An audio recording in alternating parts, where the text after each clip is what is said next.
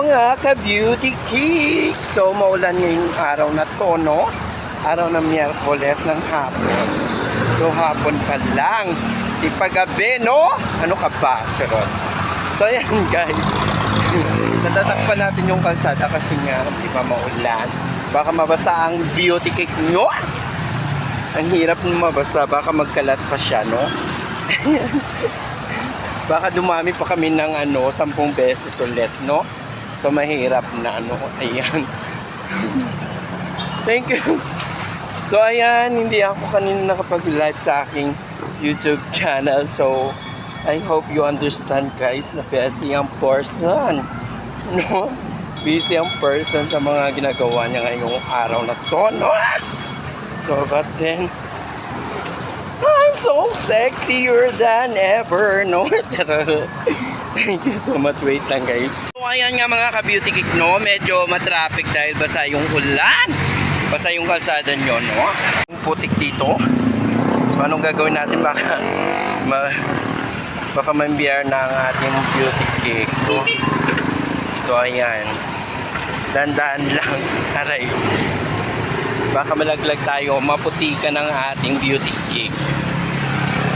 So, ayan guys, no, as you can see, siguro may mga mata naman kayo, no? Natingnan nyo na, nakikita nyo naman siguro kung ano ang sitwasyon ng ating kalsada ngayong araw na to.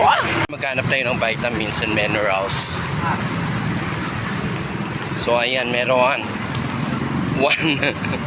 Isa pa lang.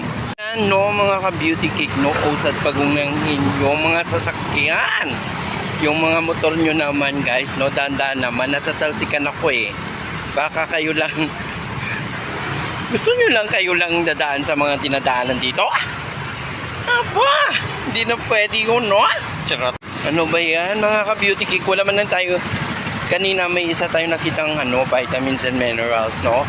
Fresh from the farm, batang-bata pa yun, guys. Ay, naku, just ano ba mga nandan nyo? Ano ba yan? Bukaw itit.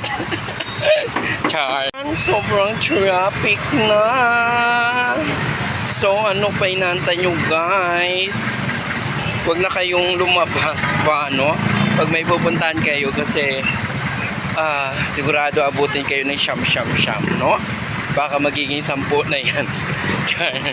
So, babush na, guys. Thank you so much, guys. And don't forget to like and share to your loved ones, no? Babush! Yan nga, mga ka-beauty geek, no? Madilim na naman ng ating kalibutan.